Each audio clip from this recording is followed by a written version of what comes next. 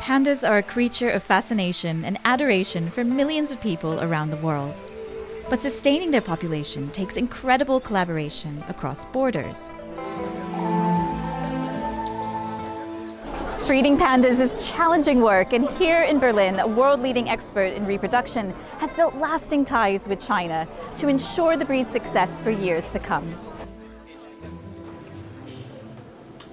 Professor Thomas Hildebrandt leads the Department of Reproduction Management at the Leibniz Institute for Zoo and Wildlife Research in Berlin. Among the samples stored here, the placenta and umbilical cords from the first birth of twin baby giant pandas in Berlin in 2019. And these samples, they can live for 3,000 years in liquid nitrogen. So this has a huge value for research and for conservation. Professor Hildebrandt is the only European scientific advisor to the Chengdu research base of giant panda breeding in China, and a previous winner of the Global Panda Personality of the Year. It's an award for people who are highly engaged in the conservation of giant panda, and my specialty was captive breeding with assisted reproduction. So I was awarded for that, and that's quite an honor.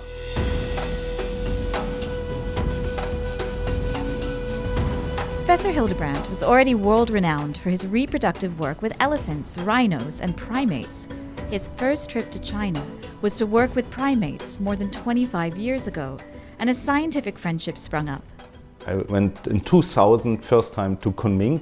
Very quickly that there's really a mutual understanding between the Chinese scientist and me. We did a lot of development to improve the breeding program, to understand more about the reproductive events in primates using ultrasound. That friendship grew not just over science, but through some unexpected fun. Often the Chinese came to Berlin, joined me when I was skating the marathon, for example, in Berlin.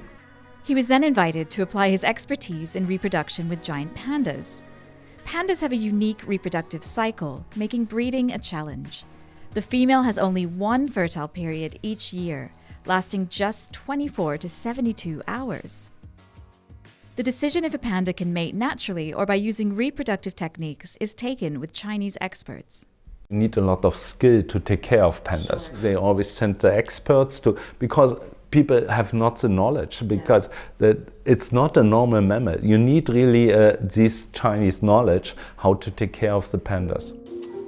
Meng Meng, who gave birth to a pair of male pandas in 2019, was artificially inseminated after an unsuccessful attempt to breed naturally with her partner. She was monitored by non-invasive ultrasound, with some sweet treats while she patiently waited. In 2024, Meng Meng gave birth to the zoo's newest panda cubs, Meng Hao and Men Qian. A breakthrough in feeding came from the discovery Professor Hildebrandt made with his colleagues in China of high levels of stem cells in panda milk.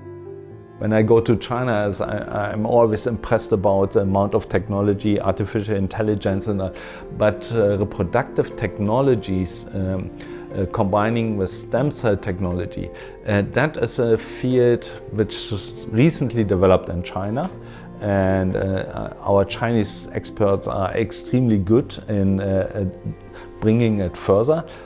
In an increasingly divided world, Professor Hildebrandt sees science as a bridge to unity. Science is a very powerful tool to bring nations together, and it is the only solution to solve the global problems we're focusing as an entire planet. It is such pleasure to work with our Chinese colleagues hand in hand.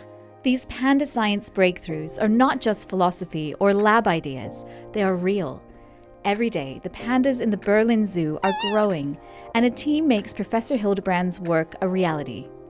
Dr. Florian Six is a curator at the Berlin Zoo and was there when the twins were born. We are very glad that they are here and that they are survived and that they grow up that well. So this is really a fantastic thing to see them when they are born. They are so small, only 150 grams, and then they grow that fast. Now they are 8 months old and they weigh more than 14 kilograms. So everything goes that fast, and this is really great to see how they are doing.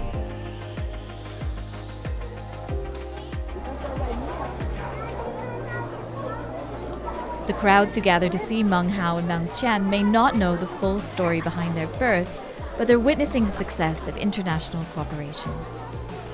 It's cute to see the twins. They are very, very adorable, yeah. Es war richtig süß. Die sind halt sehr, sehr süß. Die laufen sehr, sehr süß. Also die sind sehr, sehr süß einfach. Ich liebe die. Traumhaft. Sind Kuscheltiere und man hat dieses Gefühl, dass man konnte mit auch kuscheln. Sind wunderbar, wirklich.